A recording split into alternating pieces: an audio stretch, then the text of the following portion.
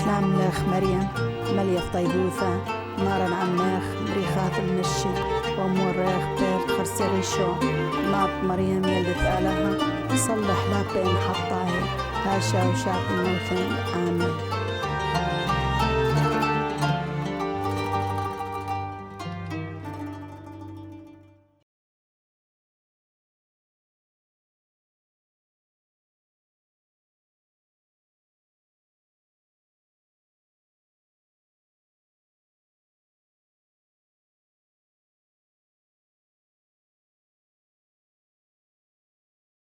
I would like to thank all of you here present, all of you, because you have given up a lot of other things to listen to things that nowadays might seem absurd to some people.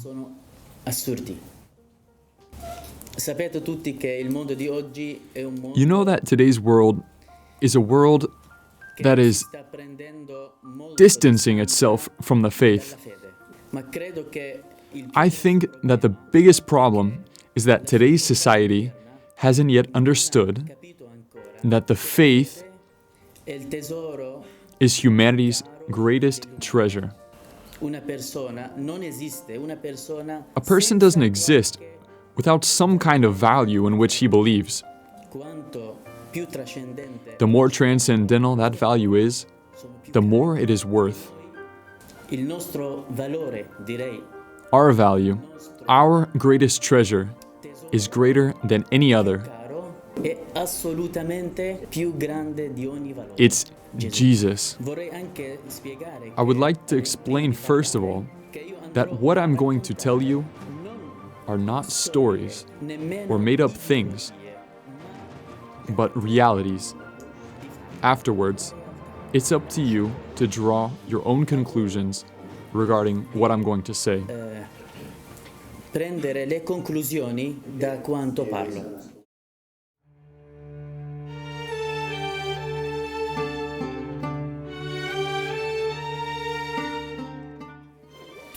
Everyone knows that the people who built up Iraq, which was then called Mesopotamia, were the Babylonians, the Assyrians, the Aramaeans.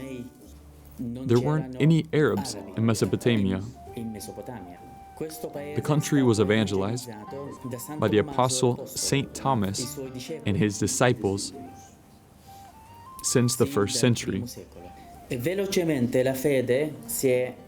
The faith spread rapidly, and many thousands and hundreds of thousands out of those people,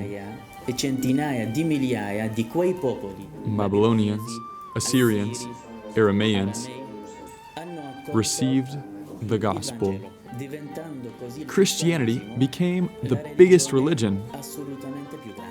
Islam reached Iraq in the second half of the 6th century in a battle between Muslim Arabs that came from the Arabian Peninsula that entered Iraq and fought against those dominating Iraq in that moment, the Persians.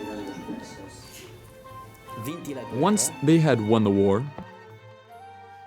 they began to put a political movement into practice, saying to all those who weren't Muslim that they either had to become Muslim, pay the taxes, or be killed. Strangely, many people nowadays, when they see ISIS, the Islamic State, practicing these same 3 principles, they say that they are not Muslims. But what we live in Iraq and touch with our own hands, thousands of years before ISIS, those same principles, the same treatment from before is practiced by ISIS now. It's not the first time that this happens. We have had so many ISIS against Christians in Iraq during this period of 14 centuries. This explains why Christianity, that before was an absolute majority, is now a very small minority.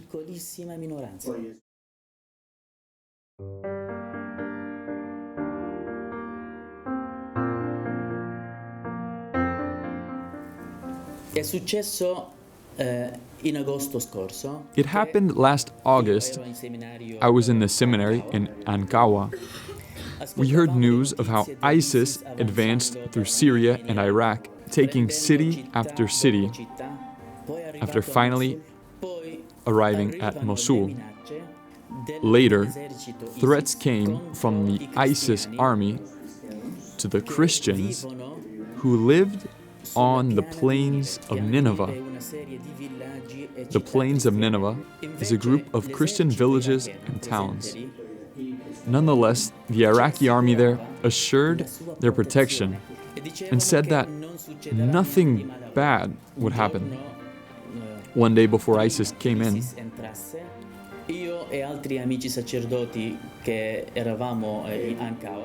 other priest friends from Ankawa and I began to speak to the priests, bishops, and families, telling them to leave their villages immediately from the plains of Nineveh.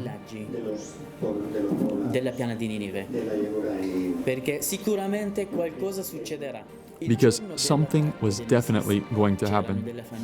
The day ISIS attacked, there were families celebrating weddings in the church. In the afternoon, we celebrated masses, and on the same day, we celebrated funerals for the family members who had been murdered because of ISIS's attack on the village. Everything was done so fast. The new spouses will probably remember that day for the rest of their lives.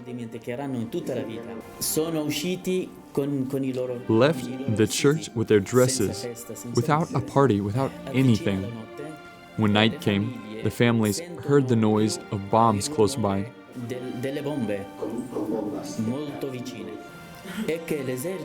The Iraqi army that had assured security and peace began to draw back without saying anything. Some of the families went up to the army to ask them, "What's happening?" And the soldiers said, "Nothing. Don't worry. Everything is at peace and under control." Tutto tranquillo, tutto sotto controllo. Ma io insistivo troppo. But I insisted to the priests, "You have to leave as soon as possible. With every moment that passes, danger draws closer." Then, the families, very frightened because of ISIS's approach,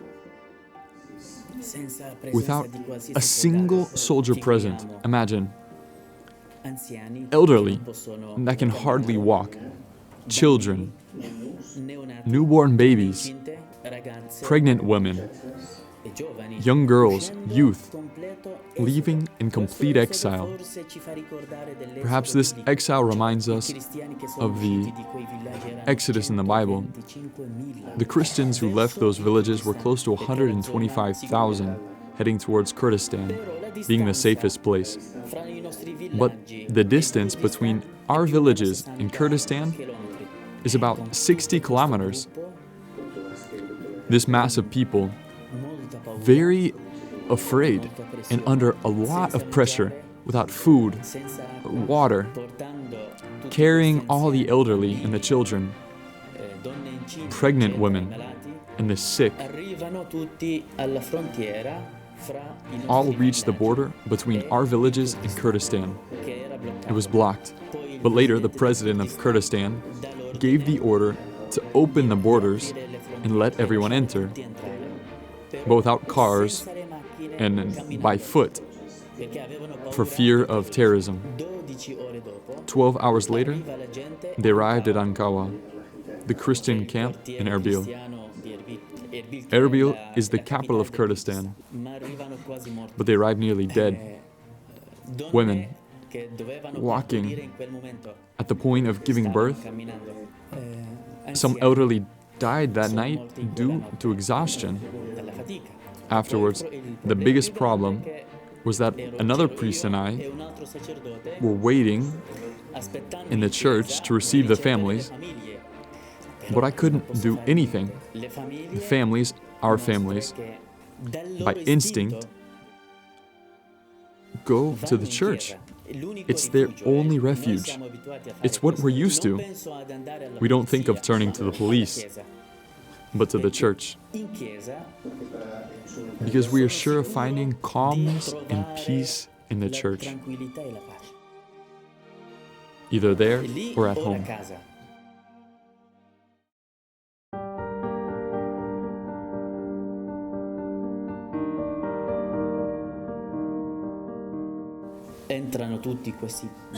Thousands of people entered the church.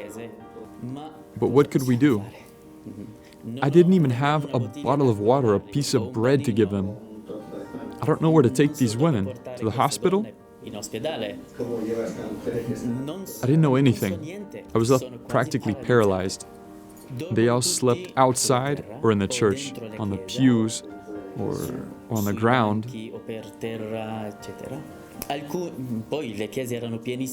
The churches were filled, and those who couldn't find a space inside slept outside on the grass. The problems began when they woke up in the morning. They were all in shock because of the trauma. They couldn't believe that it was a reality and not a dream. Everything that they had was lost. Not just money, documents, clothing, because they left with what they had on. But they lost, and this we're realizing now, all of our history and our past. Just like Spain, Europe, America, at one time were full of Christians, were full of Catholics, so were we. We received Muslims. But today, they have cast us out. They don't even want us to live in our own house. That is why I say that our God is not their God. The sick began to go to the priest and ask them, "Help us." We had to give them something to eat. At that moment, I remembered what Jesus had said when there were 5,000 men, and the apostles had gone to Jesus to tell him to send them away to look for food. Jesus said, "Give them something to eat yourselves." But from where? It was the same exact situation. We didn't have anything. From nothing. How can we satisfy so many people's hunger? Among the refugees, let's not forget that there were also religious sisters, brothers, priests, and even bishops. I was in the seminary when the Chaldean patriarch, the head of the seminary, told us to open the doors of the seminary to receive all the religious sisters and brothers, priests and bishops in the seminary. So they also arrived.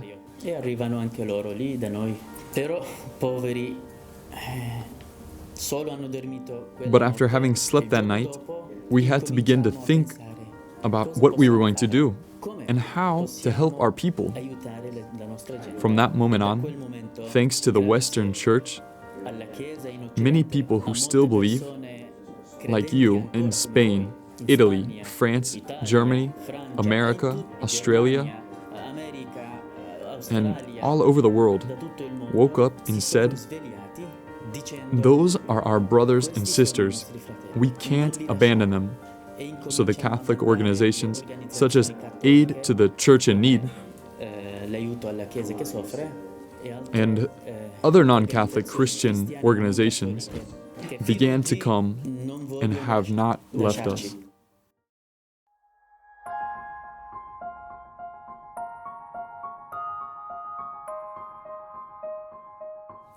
And how do the families live the faith? In these tragic conditions, the name I give it is the name that all patriarchs in the Eastern churches give it: genocide. How can a family, mother or father, think about Jesus and the Holy Family before thinking about food for their own children? We saw that wherever the families were, in public fields, schools, schoolrooms, tents, garages, or even without a roof, very much insisted that they wanted to celebrate Mass and pray. So the whole city turned into an altar for us. Even though we didn't have vestments, I celebrated the Mass with just the stole, without a chalice, without anything. Not because we were poor, but because we have been made really poor, and we are still living the faith in this manner.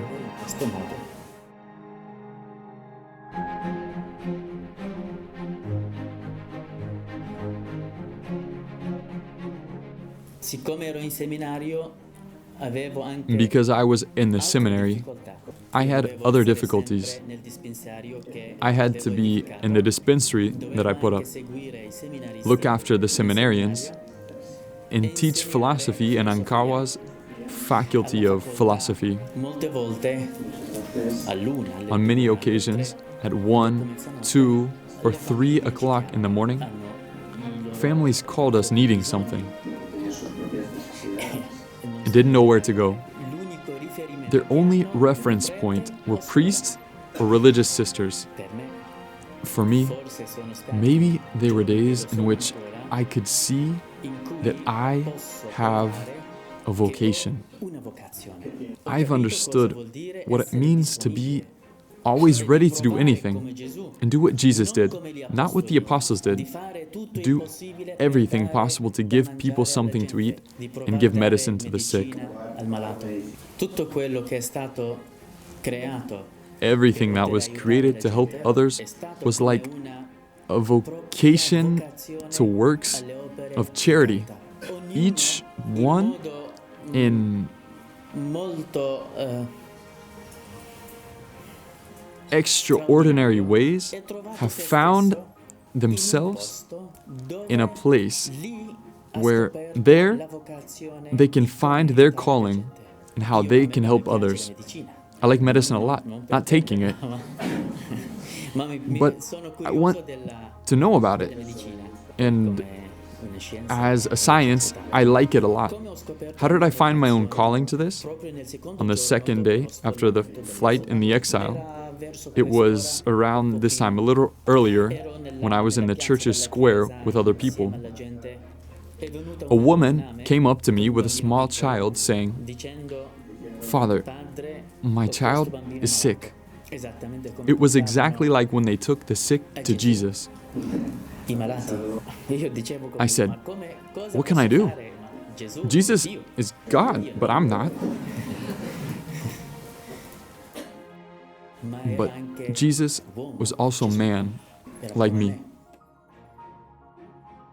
The child was suffering a very high fever, had diarrhea, and was vomiting. I understood that it was a result of the long walk that they had made, 12 hours under a burning sun higher than 122 degrees Fahrenheit, filled with fear and in miserable conditions. Before I responded, a woman came up behind me and said, "Father, I am a doctor. Can I see the child?" She was one of those exiled. I had to find a seat. but there wasn't any room to put the chair in the church because it was full of people. Pienissimo di gente. L'ho messa fuori sulla strada So I put it outside in the street. con il cellulare. I turned on a light with my cell phone, and the doctor examined the child. On a piece of paper, she wrote the name of the medicine. La medicina. We found a solution to half the problem, Risolto metà del problema. but what about the other half? Come? Il peggio. And even worse, another woman arrived with Arriva un altro another child. con un altro bambino. And like that, the sick got in line. Di malati. Arriva un'altra un medico. Another doctor arrived, and she began to examine the sick Anche incomincia a esaminare and write out scrivere prescriptions. le ricette. But Poi what quando- can I do with the cosa faccio con le prescriptions? ricette?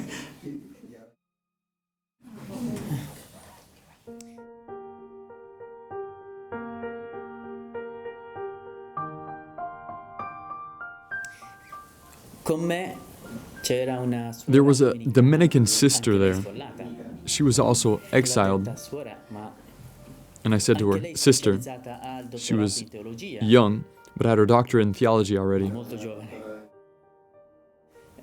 What should we do? Abbiamo preso alcuni We got some young volunteers together and went to the pharmacies run completely che sono tutti by cristiani. Christians Abbiamo and mendicato begged for medicine. Thanks to them, we were able to take medicine to all the sick. Now, in that moment, I said to myself, I malati, the sick are with us now i malati ci sono ora e lo and will be saranno ogni giorno. every day. Ogni giorno abbiamo Every day people die. gente che They muore sit down or lie down seduti o dormono, and ma non si svegliano. never wake up. In 6 or 7 months, 13 Dominican sisters have died. Some of them were elderly, but well, yet they slept and never woke up again. Non si svegliano. Ho detto alla suora, I told the sister, dobbiamo fare una we had to soluzione. find a solution Dobbiamo and try inventare, and do our essere best. bravi. Nel giorno dopo On the next day, abbiamo we put up eretto a very una poor tenda, and not very big tent. molto povera e non tanto grande. Lì ho potuto portare medici, I brought some doctors in, along with nurses and young volunteers, and we gathered some chairs together. e giovani volontari e abbiamo incominciato We began to receive a ricevere the sick. malati. But Ma who is going to pay for the medicine? La prima volta le farmacie The first time, hanno dato the pharmacies gave it to us for free. ma non But they couldn't give it to us free every day perché loro because they had to buy it themselves. l'hanno comprata. What should we do? Ho parlato con I spoke with Father Jesus. Before ISIS già arrived prima on the Nineveh plains, dell'arrivo dell'ISIS alla piana di Ninive avevamo parlato we had di un spoken about a progetto. project. E allora So ho I parlato spoke con with Father Gesù, ho Jesus detto, ma and asked cosa si him può fare con what quei we should soldi? do with that money. Non possiamo fare We could no il progetto longer perché carry out the quello project già because the era people had left. We'd lost the land, Abbiamo and we bisogno need the di money soldi for it. per questo progetto. He Lui sent mi the manda, money to my bank soldi account, sul mio conto and I began e to buy incomincio a medicine. comprare medicina. Quindi ho incominciato da So I niente, began with non nothing, c'è niente, with con empty mani hands. vuote. Un giorno One day I have un medicine, giorno ho medicina, but the next day però per il secondo I might giorno, not quel have giorno anything. dopo, non ho niente, cioè già prima, And I il think, giorno prima, penso tomorrow che what domani will I cosa give them? offro? Ma questa che è stata la Thanks to provvidenza divine divina. providence, I have never, ever been left without medicine, not one day. Senza medicina. Nessun giorno. Non è perché io ho It's not cercato, because I ma looked for it, perché non so but dove because arrivava la I don't know gente where all the people a came from portare, bringing bags buste of di medicine medicina che that avevano in belonged to their casa, sick i who had loro died. malati morti prima, forse, Others brought money altri portano soldi, abroad, e like In Spain, many families raised money. Do you know how many sick we treat every day? In August, the number of sick was very high. Every day we took in between 500 and 700, making a dispensary a medicine necessary. We saw later that the tent should be improved to be able to help the people better.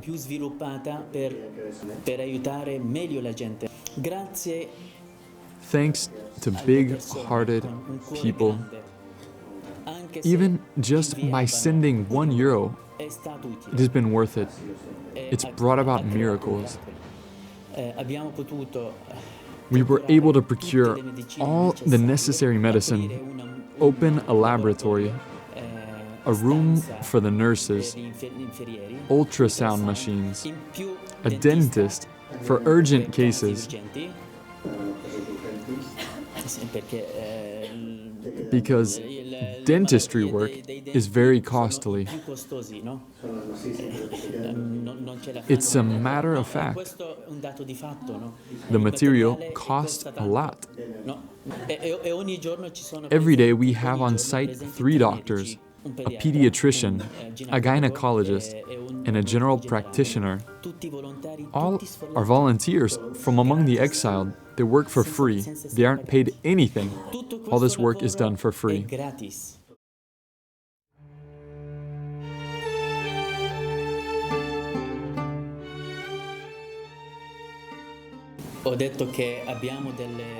I said that we have centers for the exiled, for our families, and for all of the refugee families.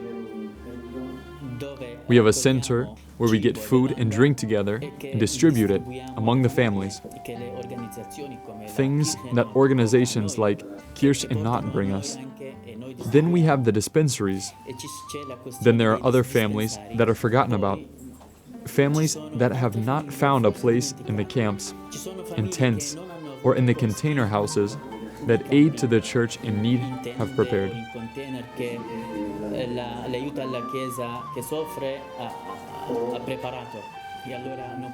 They can't stay on the street, so they rent apartments where an entire family lives in one room.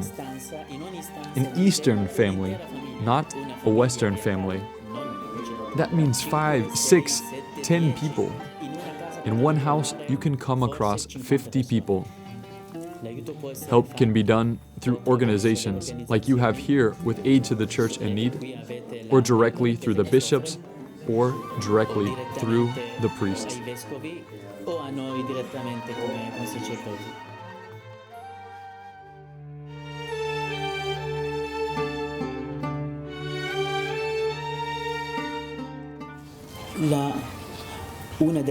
One of the greatest difficulties which I have had is that amongst the sick there were many Muslims, those who had persecuted us and threatened us even before ISIS. We had been insulted by them, and they took our houses. They arrive at the dispensary, but the doctors and staff step back.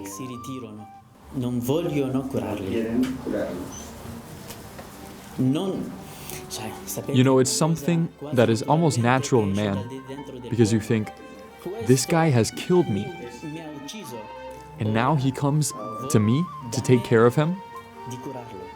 They told me, Father, we can't lay our hands on them and take care of them. They open their hearts. They have big hearts.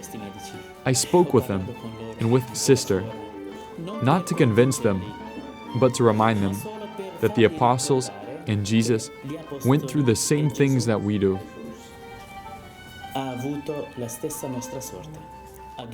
They had to forgive their persecutors.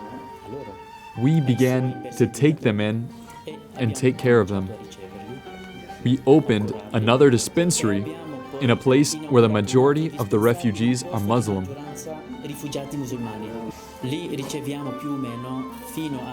About 70% of the patients are Muslim.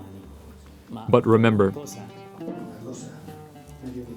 we forgive, we love, but justice has to be applied in order to stop evil. Evil should not be allowed to spread. Spain is Christian. Italy is Christian. Poland, America, we, in those miserable conditions, are very worried about your countries.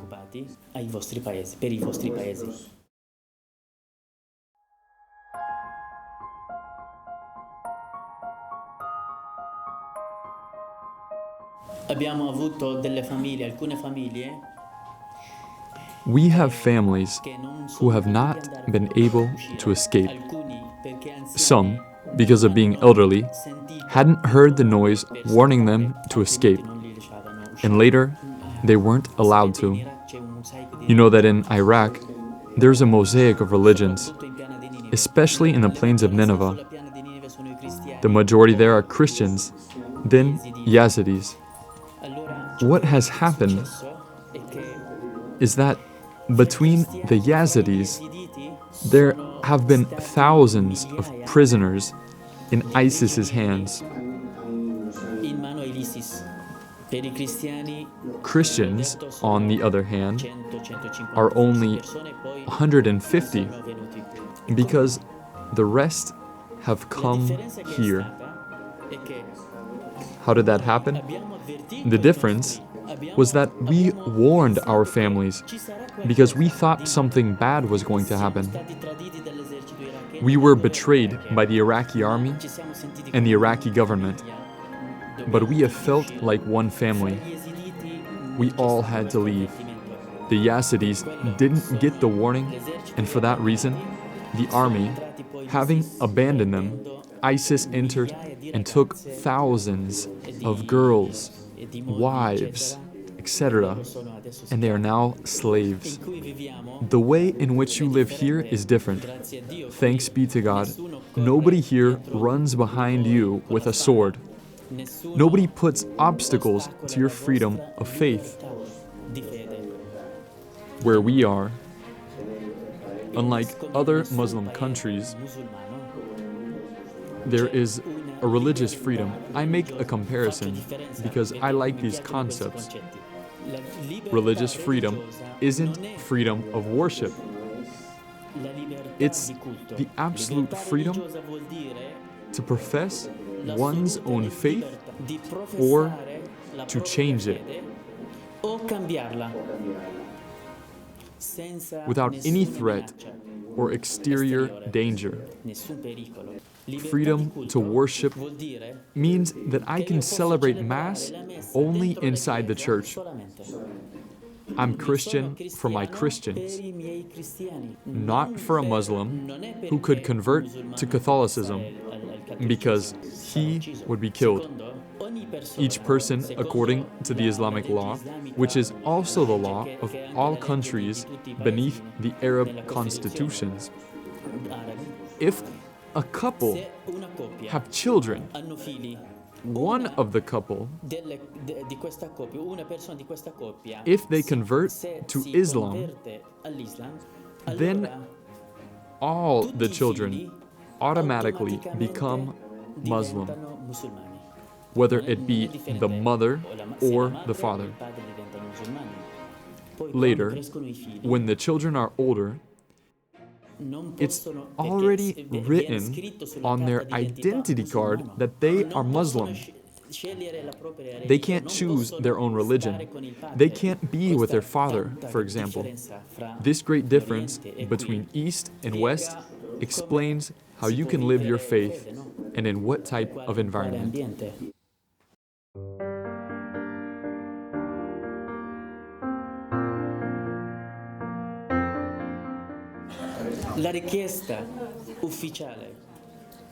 The official request of the patriarchs of our churches to the Pope and to the UN is, in the first place, free the plains of Nineveh from ISIS. Second, assure that our Christian people can go back in peace. Third, a condition which we have imposed: we will not enter beneath any Arab or Islamic care, because we no longer trust in our government nor in our army, because they betrayed us. Unfortunately, I have been in Washington trying to see what to do, discussing with political authorities what our future might be. I've met with congressmen, university professors of international human rights, professori universitari di diritto umano internazionale and experts from the Middle East, such as Petraeus, who was the head and general of the American army in Afghanistan and is now head of American security in the Middle East. Not one of them spoke well about the good future for Christians. Not one of them spoke encouragingly about the good future for Christians. I've come to the conclusion that the plan is that Iraq be divided between the Muslims. Shiites in the south, Shias in the south, Sunni in the center, Kurds in the north. I've asked, and the Christians? It's our country. We built it up. They said to me, unfortunately, the conflict will last for years, and someone told me, you should find another place to live.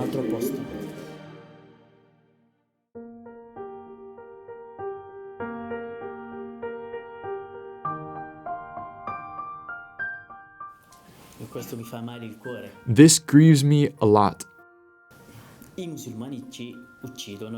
The Muslims kill us and turn to Europe to ask for refuge.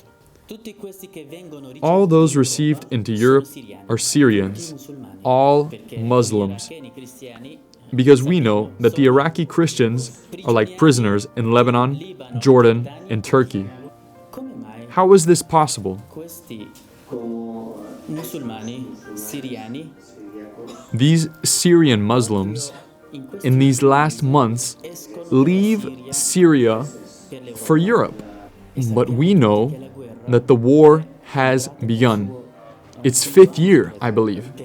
Why didn't they leave earlier? Another question rises. Syria and Iraq are close by. Europe is far away. Between Syria and Europe lies the Mediterranean Sea and Turkey. These Muslims enter Europe passing through Turkey. But has anyone heard a word on television about the role that Turkey has in this refugee problem? This grieves me a lot. And we, who are dying there, are imprisoned. The UN has closed its doors. They won't receive us here or anywhere anymore. But they are received. Many Christian refugees from Iraq have come earlier because of the several wars. Not even church authority. Let's open the doors to receive Iraqi Christians. And yet now you receive non-Christian families. Ricevete famiglie non cristiane.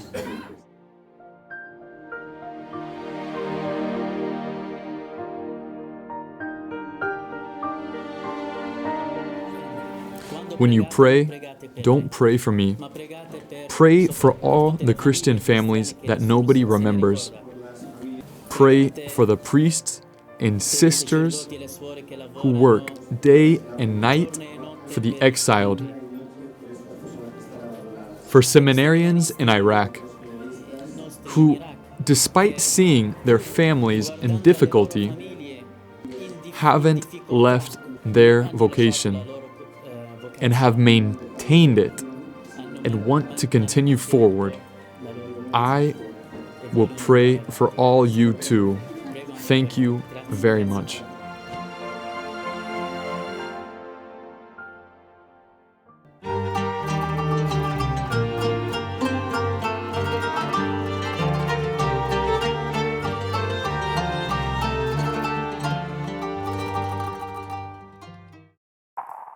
you.